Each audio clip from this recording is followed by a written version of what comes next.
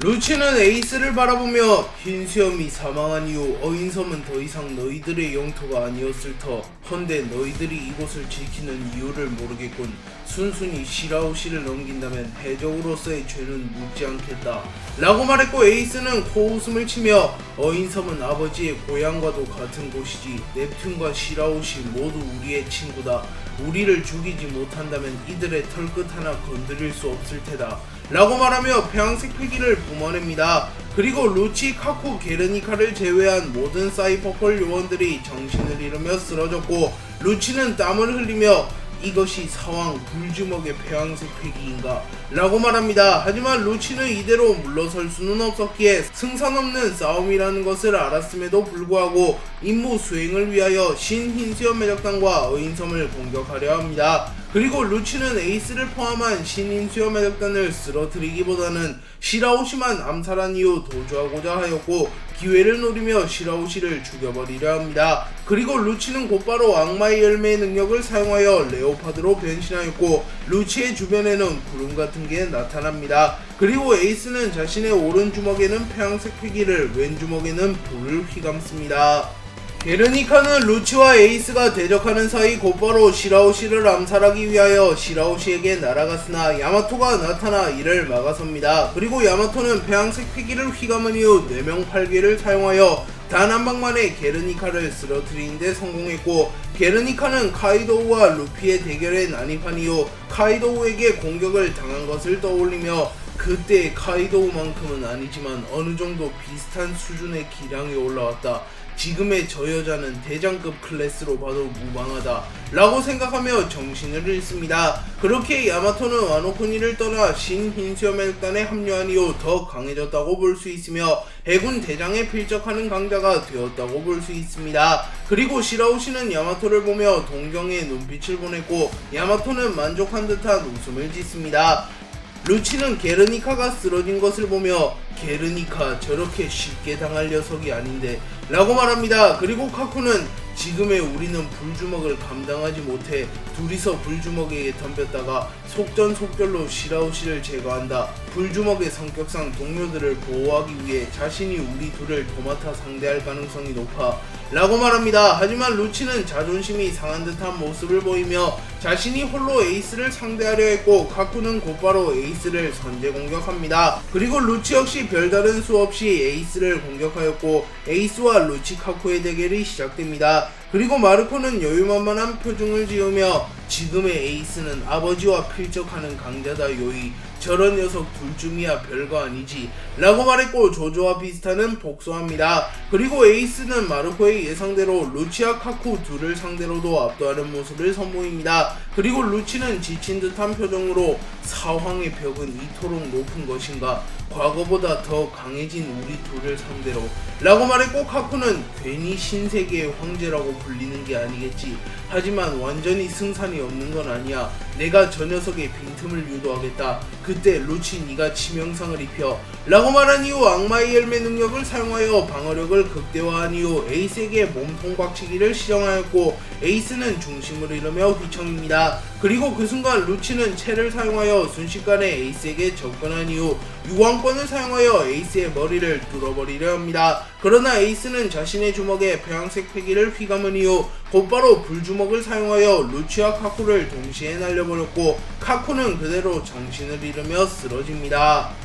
에이스는 홀로 남은 루치를 보며 어이, 동료들의 목숨이라도 부지하고 싶다면 여기서 물러서라. 용궁왕국은 너희들이 노릴 수 있는 곳이 아니야. 어떤 병력을 끌고 와도 결과는 같을 거다 라고 말하며 루치에게 물러나라고 말합니다. 하지만 루치는 유사시를 대비하여 대동한 비밀병기가 있다. 어인섬과 오랜 연이 있는 흰수염 매적단이 나타날 것이란 건 어느 정도 예상했던 일이라고 말합니다. 그리고 루치는 자신의 양손에 무장색 패기를 휘감은 이후 곧바로 에이스에게 달려와 직언을 사용하나 에이스는 불기둥을 사용하여 루치의 움직임을 저지합니다. 그리고 에이스는 공중으로 상승한 이후 대염계를 사용하여 루치를 공격하였고, 루치는 온몸이 타버리며 쓰러집니다. 하지만 루치는 간신히 정신을 붙잡고 있었고 전보벌레를 꺼내든 이후 세라핌 R 사용을 허가한다. 사이퍼4를 제외한 용궁왕국의 모든 생명체를 멸하라 라고 말합니다. 그리고 그 순간 사이퍼4이 타고 온 잠수함에서 세라핌 한 구가 나타났고 신흰수염의 덕단 전원은 매우 놀라는 표정을 짓습니다.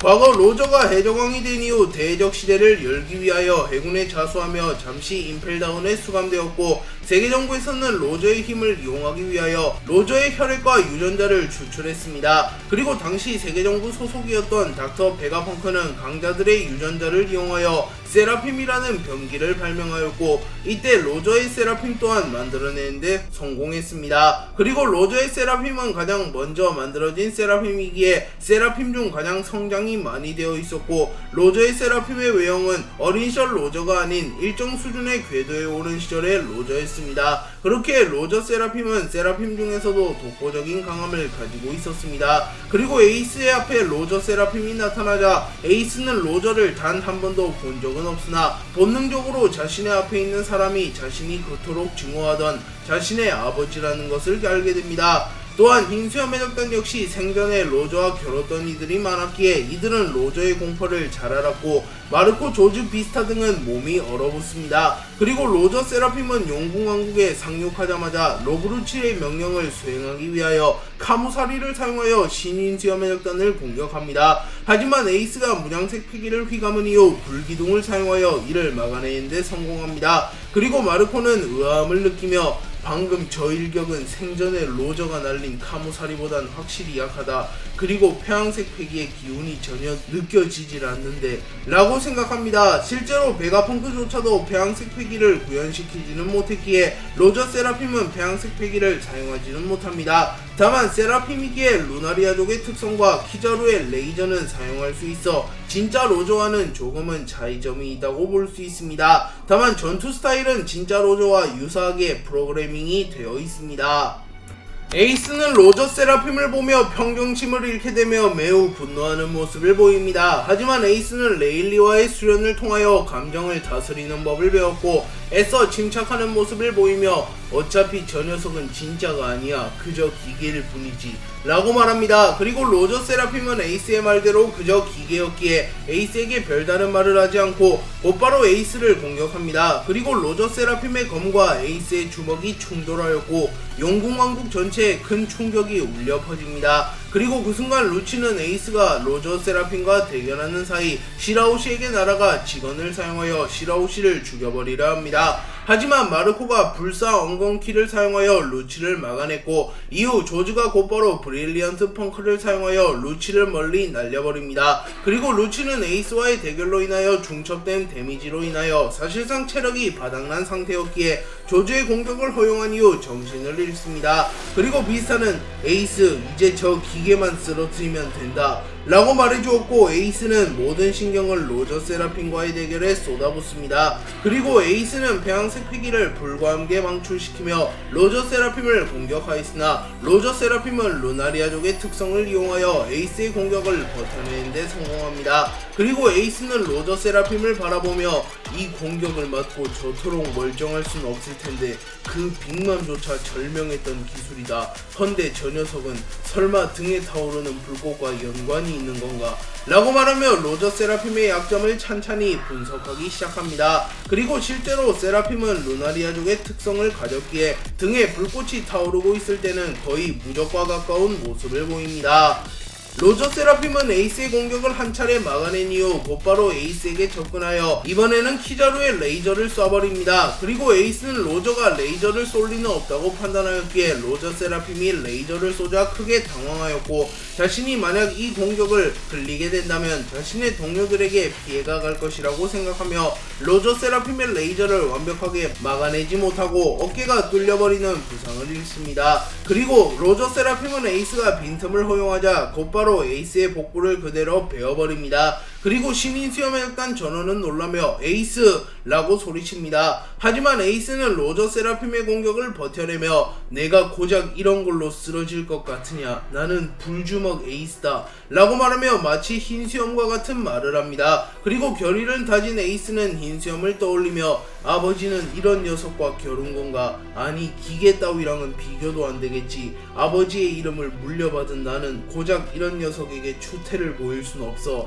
라고 생각한 이후 흰수염이 지진 펀치를 사용할 때와 유사한 자세를 잡은 이후 자신의 주먹에 무장색 패기와 폐양색 패기를 휘감습니다. 그리고 에이스는 곧바로 자신의 신기술인 화신 포룡포를 사용하여 로저 세라핌을 공격하였고, 로저 세라핌은 루나리아족의 특성을 이용하여 등에 불꽃을 두르고 있었음에도 기계 자체가 녹아버리며 세라핌 로저는 그대로 파괴됩니다. 그리고 마르코는 에이스를 보며 흰수염을 떠올리며 저 모습은 마치 아버지 라고 생각합니다. 그리고 그 순간 에이스가 입고 있던 망토가 벗겨졌고 에이스의 등에는 한 채의 상처조차 없는 모습이 연출됩니다. 그리고 에이스는 로저 세라핌을 쓰러뜨리며 용궁왕국을 지켜내는데 성공하였고 에이스는 만족한 듯한 웃음을 짓습니다.